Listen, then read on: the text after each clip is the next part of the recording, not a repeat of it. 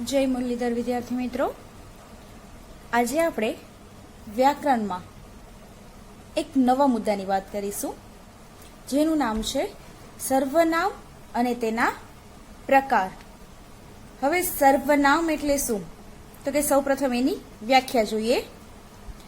વાતચીતમાં અથવા વર્ણનમાં એકવાર નામ કે સંજ્ઞા પ્રયોજાય પછી વારંવાર એ સંજ્ઞાનો પ્રયોગ અર્થગ્રહણમાં બાધક બને છે. એટલે કે કોઈ પણ વાતચીત કરતા હોય અથવા તો કોઈક વર્ણન આપેલું હોય તેમાં એકવાર નામ કે સંજ્ઞા, એટલે કે ધારો કે કોઈક નામ આપેલું છે તો કે એકવાર નામ આવી ગયા પછી જો વારંવાર એનું જ નામ રિપીટ થયા કરે, વારંવાર એ જ નામ આવ્યા કરે તો એ અર્થગ્રહણ કરવામાં બાધારૂપ બને છે. એટલે કે એનાથી જોઈએ એવો સ્પષ્ટ અર્થ છે એ નથી મેળવી શકાતા.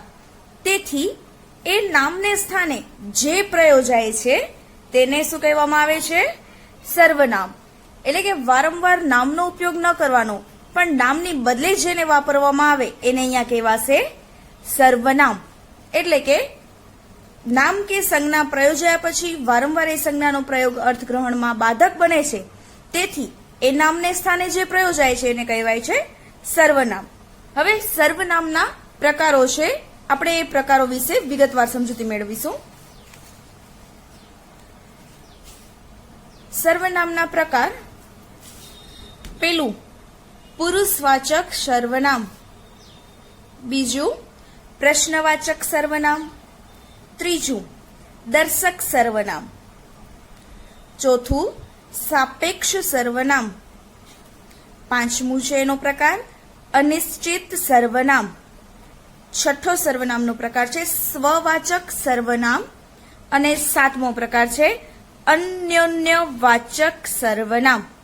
હવે આ 7 પ્રકારને આપણે એની વ્યાખ્યા અને એ સર્વનામની અંદર કેવા સર્વનામ પ્રયોજાય છે એને આપણે ઉદાહરણ સહિત સમજૂતી મેળવીએ.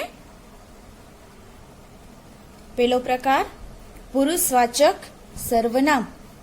હવે પુરુષવાચક સર્વનામ એટલે કે નામને સ્થાને જેનો ઉપયોગ થશે એમાં કયા કયા સર્વનામ મૂકી શકાય તો એની અંદર આવશે હું, મારું, મારા, અમે, તમારું, તમારા, તું, તે, તને, મને, અમારા, તારું, તેને, તેમને, તેઓને, તેઓનું જેવા સર્વનામો પુરુષવાચક સર્વનામ કહેવાય છે. ઉદાહરણ જોઈએ. તે પુસ્તક વાંચે છે. હવે આમાં સર્વનામ કયું આવ્યું? તે, કે પુસ્તક વાંચનાર તે છે. અહીંયા કોઈ નામ નથી આપ્યું, નામની બદલે જે વપરાણું એ કહેવાશે પુરુષવાચક સર્વનામ. પછી બીજું, કૃષ્ણ આપણી સાથે આવશે, આપણે તેને રમકડા અપાવશું. એકવાર અહીંયા નામનો ઉલ્લેખ થઈ ગયો કે કૃષ્ણ આપણી સાથે આવશે, આપણે હવે અહીંયા કૃષ્ણને રમકડા અપાવશું એમ નથી, પણ શું આપ્યું છે તો કે આપણે તેને રમકડા અપાવશું. એટલે આ તેને છે શું બન્યું તો કે ઈ સર્વનામ છે, પુરુષવાચક સર્વનામ. હવે બીજો પ્રકાર પ્રશ્નવાચક સર્વનામ. પ્રશ્નવાચક સર્વનામ કોને કહેવાશે તો કે પ્રશ્ન પૂછવા માટે વપરાતા સર્વનામને પ્રશ્નવાચક સર્વનામ કહેવાય. હવે પ્રકાર જ એવો છે કે પ્રશ્નવાચક એટલે કે વાક્ય છે કેવું આવશે તો કે પ્રશ્ન પૂછીએ. હવે પ્રશ્ન પૂછવામાં કયા કયા સર્વનામ વપરાય છે તેમાં છે શું, કોણ, ક્યાંથી, કોને, કઈ, કેવડું. આ સર્વનામો નામને બદલે વપરાઈને વાક્યોને પ્રશ્ન વાક્ય બનાવે છે ત્યારે એ પ્રશ્ન વાક્ય સર્વનામ બને છે. ઉદાહરણ જોઈએ. તમે કોણ છો ભાઈ? ક્યાંથી આવો છો? હવે આમાં સર્વનામ કયા કયા આવ્યા તો કે તમે કોણ છો, એક આ સર્વનામ આવ્યું, બીજું ક્યાંથી આવો છો એટલે ક્યાંથી આ પણ એક સર્વનામ છે. બીજું, તમારી બેગમાં શું છે? હવે એમાં સર્વનામ કયું આવ્યું? શું. પ્રશ્ન પૂછ્યો એને. ત્રીજું ઉદાહરણ, તમે કોને યાદ કરો છો? એટલે આમાં કયું આવશે સર્વનામ? કોને. પ્રશ્નવાચક સર્વનામમાં વાક્યની પાછળ પ્રશ્નાર્થ ચિહ્ન આવવું જરૂરી છે, એ આપણે ધ્યાન રાખશું. ત્રીજો પ્રકાર આપણે જોઈએ. ત્રીજું છે દર્શક સર્વનામ. દર્શક સર્વનામ કોને કહેવાશે? જે સર્વનામ પાસેની કે દૂરની, ધ્યાન રાખવાનું છે આમાં કે જે સર્વનામ પાસેની કે દૂરની વસ્તુ કે વ્યક્તિને દર્શાવવા માટે વપરાય છે તેને દર્શક સર્વનામ કહેવાય છે. એટલે કે જે સર્વનામ પાસે હોય કે દૂર હોય, વ્યક્તિ કે વસ્તુને દર્શાવવા, એનો નિર્દેશ કરવા વપરાય એને દર્શક સર્વનામ કહેવાશે. ઉદાહરણ જોઈએ. પેલું, એ મંદિર અપુજ રહે છે. હવે આની અંદર પેલા તો કયા કયા સર્વનામને દર્શક સર્વનામ કહેવામાં આવે? તો કે આ, પેલું, પેલી, એ, પેલો જેવા સર્વનામ છે એ દર્શક સર્વનામ કહેવાય છે. તો હવે આમાં પેલું વાક્ય છે કે એ મંદિર અપુજ રહે છે, તો એની અંદર દર્શક સર્વનામ કયું આવ્યું? તો કે એ. બીજું, પેલું કોણ ઊભું છે?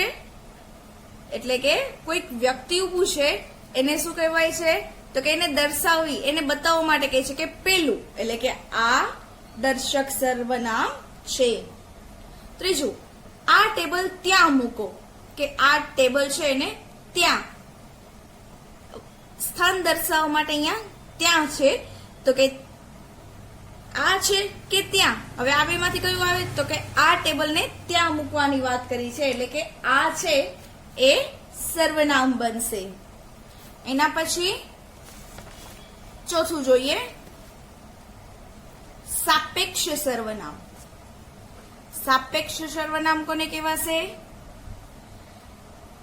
જે સર્વનામના જોડકા એકબીજાની અપેક્ષા રાખી સાથે જ વપરાય તે સાપેક્ષ સર્વનામ કે સંબંધી સર્વનામ કહેવાય. સાપેક્ષ સર્વનામનું બીજું નામ શું છે? સંબંધી સર્વનામ. સાપેક્ષ એટલે સ એટલે સાથ પ્લસ અપેક્ષા એટલે કે આશા વાળું, એટલે કે સાપેક્ષ કે જે સાથે જ આવતું હોય. હવે એની અંદર સાપેક્ષ સર્વનામ છે તો કે એમાં કયા સર્વનામ આવે? જેવું તેવું. વાક્ય છે એ આ બે થી બનશે, જેવું તેવું, જેને તેને, જે તે, જેણે તેણે સર્વનામો છે. બંને સર્વનામો એકબીજાની અપેક્ષાએ વપરાય છે, એટલે કે બંને એકબીજાની સાથે આવે. કે પેલું વાક્ય વાંચીએ તો આશા સાથે બીજું વાક્ય પર તરત એમાં જોડાઈ જતું હોય છે. એના ઉદાહરણ જોઈએ. જેને રામ રાખે તેને કોણ ચાખે. આની અંદર સાપેક્ષ સર્વનામમાં જેને તેને એ શબ્દ દર્શાવે છે. બીજું, જે મહેનત કરશે તે ફળ પામશે. એટલે આની અંદર કયા સર્વનામ આવ્યા? જે તે. જેવું વાવશો તેવું લણશો. જેવું અને તેવું સાપેક્ષ સર્વનામ દર્શાવે છે. પાંચમો પ્રકાર, અનિશ્ચિત સર્વનામ. અનિશ્ચિત નામ પરથી જ ખબર પડી કે અનિશ્ચિત એટલે કે જે નિશ્ચિત ન હોય, જેના વિશે ચોક્કસ ન કહી શકાય તે. વ્યાખ્યા: જે સર્વનામ અનિશ્ચિત વ્યક્તિ કે પદાર્થને માટે વપરાય તેને અનિશ્ચિત સર્વનામ કહેવાય છે. બધા, દરેક, પ્રત્યેક, અમુક, કેટલાક, ઘણા વગેરે સર્વનામો અનિશ્ચિત ભાવ વ્યક્ત કરે છે. કે આ જે બધા શબ્દ કીધા એ બધા છે એ શું દર્શાવે છે? તો કે અનિશ્ચિત ભાવ દર્શાવે છે. એના સિવાય કંઈક, કોઈ, કશું, કોઈક એ સર્વનામો કોઈ વ્યક્તિ કે હકીકતનું સૂચન કરે છે. એ વ્યક્તિ કે હકીકત વિશે કશું ચોક્કસ કહી શકાય એમ નથી. એટલે કે જેના વિશે વ્યક્તિ કે હકીકત વિશે કાંઈ જ નક્કી ન કહી શકાય, ચોક્કસ ન કહી શકાય, એના માટે કયું સર્વનામ વપરાય? અનિશ્ચિત સર્વનામ. ઉદાહરણ જોઈએ. એના ઉદાહરણ છે અનિશ્ચિત સર્વનામનું. તમે મને કંઈક કહેતા હતા. હવે આની અંદર કહેવાની વાત છે પણ નિશ્ચિત નથી શું કહેવું છે, એના માટે શું કીધું છે? કંઈક કહેતા હતા. બીજું, કોઈ તો કંઈ બોલો, એટલે કે કંઈક બોલવાની વાત કરી છે પણ કોણ? તો કે એના વિશે નક્કી નથી, એટલે કીધું છે કે કોઈ. તમને કશું થતું નથી, એટલે કે તમને કાંઈ પણ, કશું એટલે કે કાંઈ પણ નથી થતું, એના માટે કશું શબ્દ વાપરવામાં આવ્યો છે કે જે અનિશ્ચિતતા સૂચવે છે. એના પછી છઠ્ઠું જોઈએ, સ્વવાચક સર્વનામ.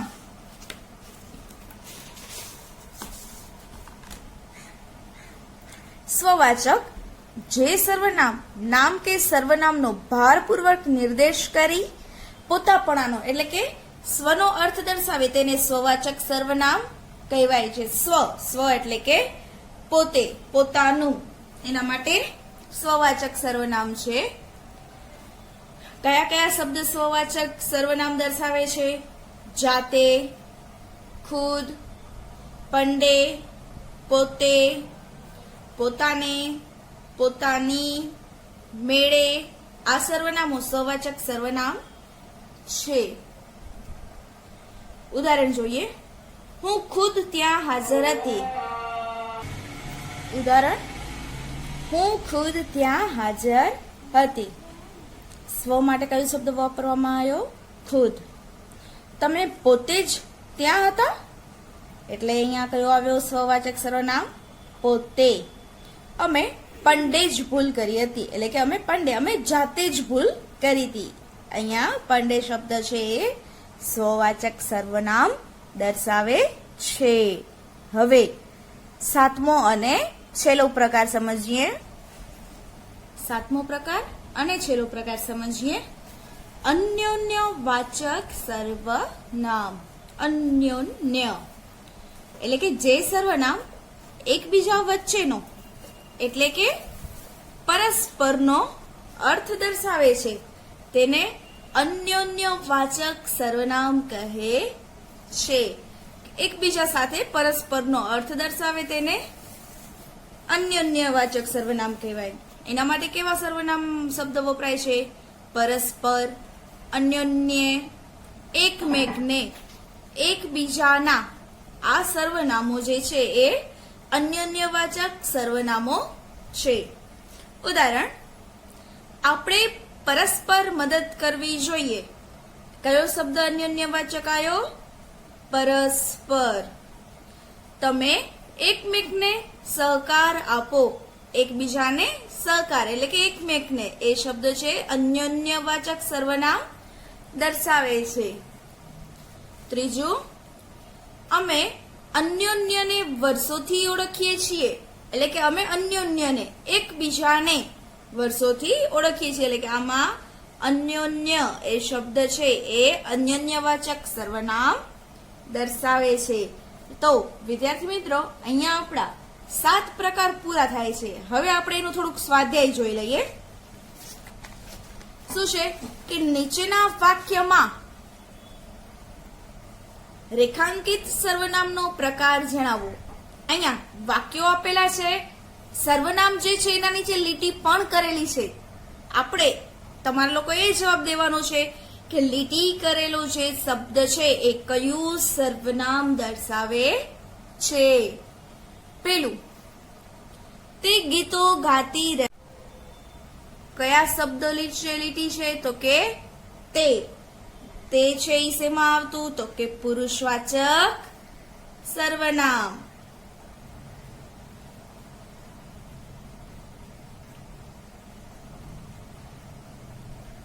બીજું, પિતાજી પોતે મને મારશે એવો ભય તો જ ન હતો, એટલે કે એવો ભય તો એમને હતો જ નહીં કે પિતાજી પોતે એમને મારશે. તો પોતે શબ્દ, પિતાજી પોતે, પોતે એટલે સ્વના અર્થમાં છે, તો કે આ સર્વનામ કયું છે? સ્વવાચક સર્વનામ.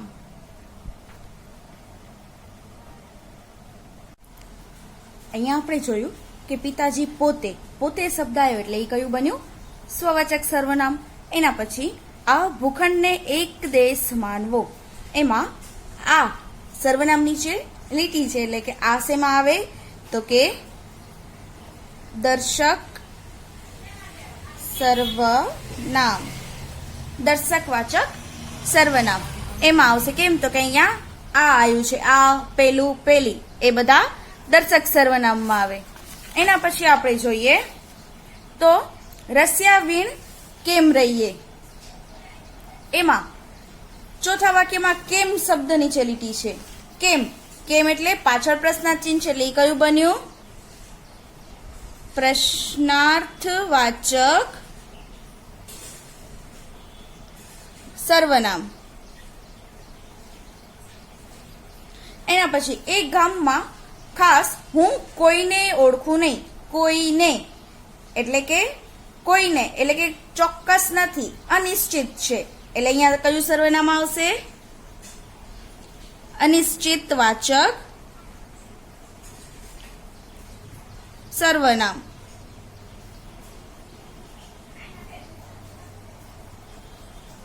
એના પછી જેણે આવવું હોય તેને ટિકિટ લેવી પડશે. જેણે, તેણે, આ શબ્દ નીચે લીટી છે, તો આપણે આગળ જોયું કે જેણે અને તેણે ઈ શેમાં આવે છે? સાપેક્ષ, એટલે અહીંયા આવશે સાપેક્ષ સર્વનામ. એકની અપેક્ષાએ તરત બીજું વાક્ય આવ્યું. અને છેલ્લું, આપણે પરસ્પર સંપ રાખવો જોઈએ.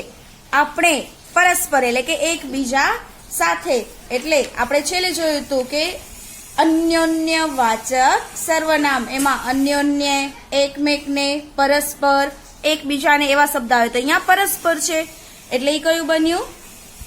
અન્યોન્ય વાચક સર્વનામ. તો વિદ્યાર્થી મિત્રો, આશા છે કે તમને આ સર્વનામ શીખવાની મજા આવી હશે. તો આ સર્વનામ વ્યાકરણનો જે પ્રકાર છે એ અહીંયા પૂર્ણ થાય છે. અસ્તુ.